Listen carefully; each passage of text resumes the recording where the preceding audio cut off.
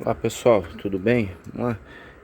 Hoje eu vou aqui dar continuidade a uma série de manutenções que estou fazendo aqui no Onix 1.0. Esse aqui é o Onix Joy, né? É 1.0, 4 cilindros, 2019, né? Sei que aqui a gente fala de filosofia, sociologia, mas eu quero aqui falar hoje um pouquinho sobre motores a explosão, tá? Isso daqui é de ciclo Otto.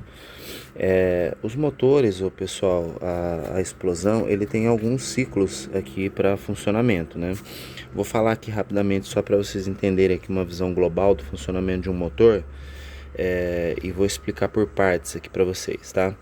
Vocês vão perceber aqui que o motor, quando você abre ele é um bloco integrado, tal, mas ele tem diferentes divisões. Aqui tem algumas divisões que são distintas, tá? E cada uma cumpre um ciclo desse processo de funcionamento através da queima de combustível, tá? Então a gente sabe que para toda queima de combustível a gente vai precisar de oxigênio, tá? Que é o triângulo do fogo lá. Então a gente precisa de três elementos principais aqui para uma queima, tá? Então a gente vai precisar de oxigênio, a gente vai precisar de um combustível, um ou mais no caso, né? E a gente vai precisar de um sistema de ignição, de um ignitor que vai provocar então uma centelha, tá? Para que esse combustível ele seja queimado, tá? Então vamos só identificar, por exemplo, cada um dessas divisões que cumprem, por exemplo, uma etapa para o funcionamento global desse motor. Então aqui vocês estão vendo que aqui é a parte onde vai o filtro do ar do carro, tá? Então eu disse para vocês que para uma queima a gente precisa do oxigênio, tá bom? Do ar para que essa queima aconteça, tá? Então o carro ele vai precisar então que o sistema de combustão dele seja alimentado pelo ar, tá? E isso ele faz a coleta do nosso ar disponível aqui na nossa atmosfera, tal. Só que para isso antes ele não manda o ar com as impurezas, com partículas soltas que estão no nosso ambiente cotidiano, tá?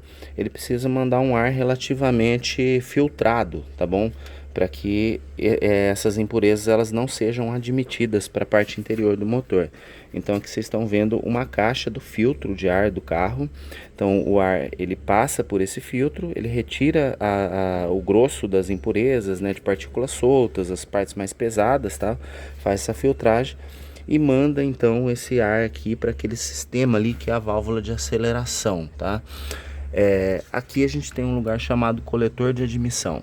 Nesse coletor de admissão, pessoal, é por onde o ar vai passar e tem uma outra etapa que é integrada a ela, que é o sistema de injeção de combustível, tá? A gente está vendo aqui a flauta, onde tem os bicos injetores, onde eles vão pulverizar o combustível que vem da linha de combustível, está sendo bombeado lá do tanque de combustível, vai ser pulverizado junto aqui com a admissão do ar para as câmaras de combustão dos 4 cilindros aqui, tá?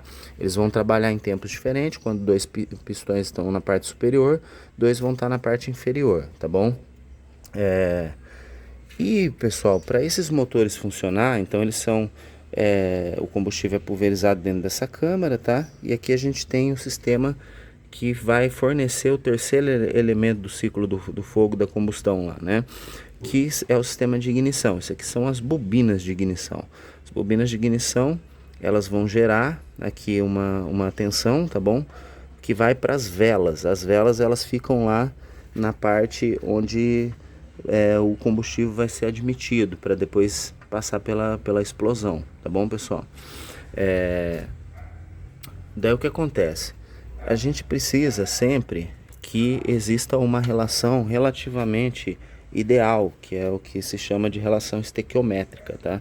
A relação estequiométrica nada mais é do que uma relação ideal de uma mistura proporcional de ar combustível para que essa combustão ela aconteça nos parâmetros ideais para o funcionamento do motor, tá?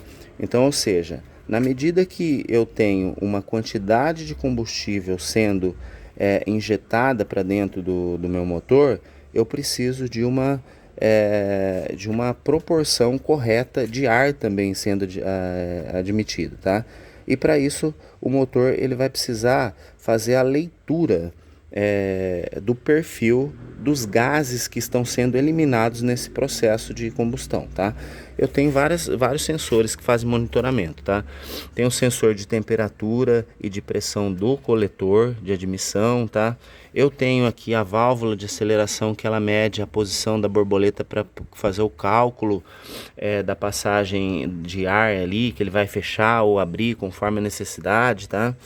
E eu tenho, para fazer a leitura do perfil dos gases do motor, pessoal, eu tenho aqui dois principais sensores, tá? E esses sensores eles são relativamente famosos, eles costumam dar problema em alguns casos, tal, mas esses dois sensores aqui, que eles são conhecidos como sonda lambda, tá? A sonda lambda, ela vai fazer o quê? Ela vai fazer a leitura dos gases que estão sendo emitidos, tá?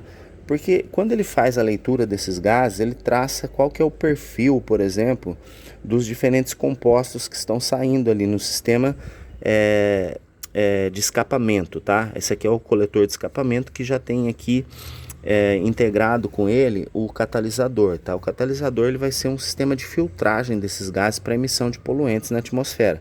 Isso por norma ele precisa estar adequado, tá? Ele tem uma série de elementos químicos lá dentro que fazem essa captação de poluentes que são nocivos, então ele elimina, faz uma eliminação desses gases dentro da faixa de tolerância que a norma pede, tá bom? Não vou entrar nesses detalhes agora, mas é só para a gente entender o funcionamento global, tá bom? Então, quando esses gases eles são jogados lá para a câmara de combustão, eu tenho um centelhamento, ele cria então uma explosão desse vapor de combustível que está lá dentro da minha câmara. Ela faz o que? Ela empurra esse pistão para baixo e ele faz o primeiro ciclo de giragem do motor, tá lá no virabrequim, depois eu vou explicar isso aí. Quando ele termina de fazer esse ciclo, que ele vai fazer o ciclo seguinte dos outros dois pistões, então o que ele faz? Ele vai empurrar os dois pistões para cima, as válvulas vão se abrir e esse gás que foi queimado, ele vai ser eliminado pelo coletor de escapamento, que está com um sistema de filtragem aqui, que é o catalisador, tá bom? Só que eu preciso ter um monitoramento, por exemplo, de como que está essa mistura. E para isso eu faço o computador do carro, que é aqui esse módulo, né? Que é a ECU, que é o módulo de controle, né, global do funcionamento eletrônico do motor.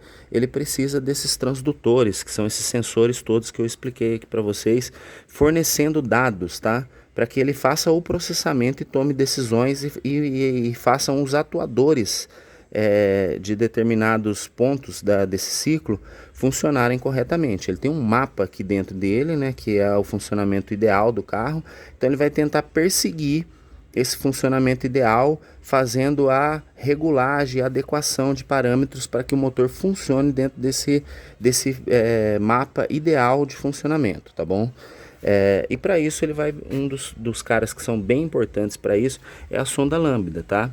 Eu tenho duas sondas lambdas nesse caso aqui. Tem carros que trabalham só com uma, mas esse aqui tem, no caso, duas, que é o Onix, tá? Os carros mais novos todos têm. Então ele faz uma leitura dos gases quando saem do sistema da combustão lá, né? E vai para o sistema de escapamento. Quando eles começam a entrar aqui no catalisador, então ele vai fazer a leitura do perfil desses gases para saber se a minha mistura ela está pobre, se ela está rica. Ou seja, se ela tem muito ar, tem pouco combustível, e daí o computador vai regulando isso. Por exemplo, se tiver muito ar e pouco combustível, ele manda um sinal, olha, precisa injetar mais combustível, então aumenta a intensidade da injeção de combustível, a quantidade de combustível para se tornar proporcional. Ah, tem muito combustível e pouco ar, então manda lá a válvula de aceleração para abrir mais, para mandar mais ar para dentro da mistura, tá? Então ele vai sempre tentar ajustar esses parâmetros para fazer uma queima ideal, tá bom? Então a função dessa primeira sonda é isso.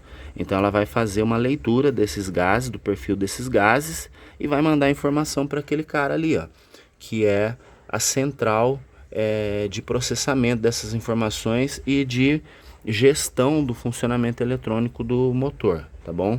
A segunda sonda, ela faz o quê? Após os gases passarem pelo processo de catálise, fazer a filtragem, ela faz a leitura do perfil dos gases que estão sendo emitidos, tá? Isso ela monitora a vida útil do catalisador, porque o catalisador é bastante importante, tá bom?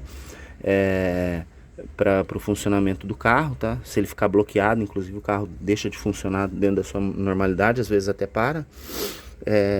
E para fazer algumas correções também, tá, pessoal? Então ele faz a comparação dos gases que estão entrando, dos gases que estão saindo e toma decisões a partir disso, tá?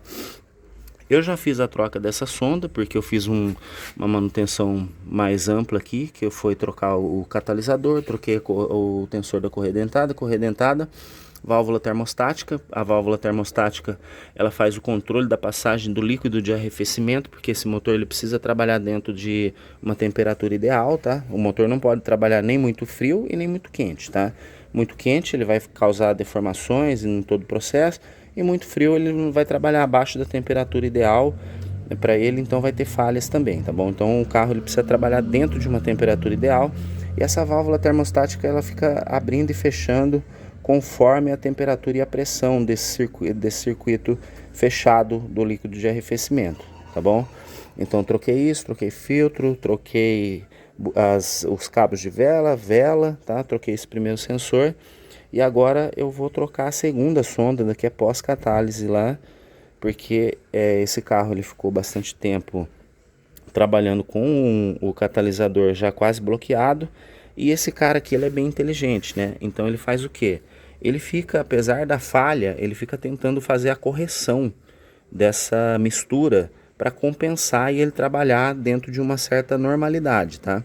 Então ele tem uma memória de aprendizagem também. Então essas injeções, essas ECUs, esses centrais de controle de injeção eletrônica, elas têm um processo de retroalimentação de informações e elas têm um aprendizado a partir dos parâmetros que são regulares do funcionamento do motor. Então ela vai aprendendo, vai ajustando e criando um mapa de funcionamento para criar as estratégias de funcionamento mais idealmente possível do motor. Então se o motor ele fica muito tempo trabalhando em condições inadequadas, como foi o caso aqui, de um catalisador quase bloqueado, a ECU ela aprende que essa é uma condição regular do motor e tenta trabalhar dessa maneira. O que acontece com isso? Para corrigir esse processo, porque eu tenho aqui uma leitura, por exemplo, dos gases que estão saindo, dos gases que saem lá no final, né, da emissão, ela vai tentar enriquecer a mistura, vai tentar fazer os fatores de correção lá, tá?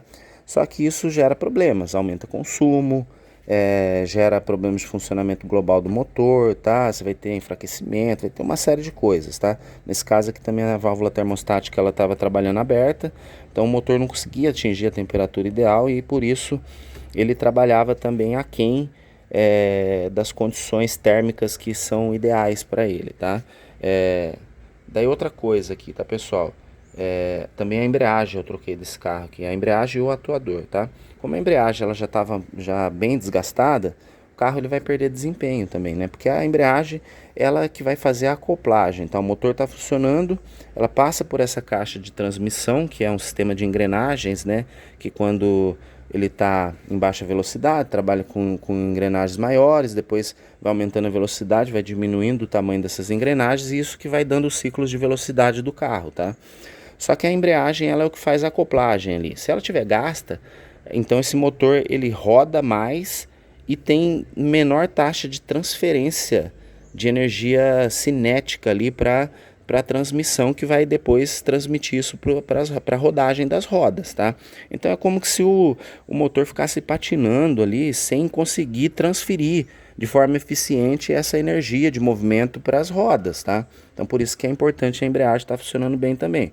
Isso implica em consumo também, né? Porque quanto mais meu motor funciona e joga parte dessa energia fora, né, desperdiçada, porque ela não consegue transferir de forma eficiente, eu tenho perdas ali na transferência, isso vai aumentar o meu consumo, tá bom? Isso também, como o carro é sensorizado, trabalha com uma série de parâmetros que são lidos em tempo real, isso vai interferir também no funcionamento global do motor de forma geral, tá bom? Então a gente precisa estar atento a tudo isso. Vou fazer a troca da sonda da catálise, né? E depois a gente vai precisar fazer uma resetagem, apagar a memória de aprendizagem desse cara aqui, porque ele tá viciado, né? É como alguém que aprende uma coisa errada e fica achando que deve viver dessa maneira, né? Acho que a coisa funciona daquela maneira mesmo, né? Então, depois de corrigir o problema, a gente precisa fazer com que ele esqueça essa forma de pensar, né? Essa forma de trabalhar, esse mapa de funcionamento e as estratégias de funcionamento que ele criou para o funcionamento desse motor, e reaprenda de novo e crie novos mapas ali, né, para funcionamento desse motor, com estratégias agora, com a parte de sensorização toda ok, com todas as manutenções feitas, e daí sim ele vai fazer um aprendizado eficiente de um funcionamento ideal do motor, adequado, tá bom?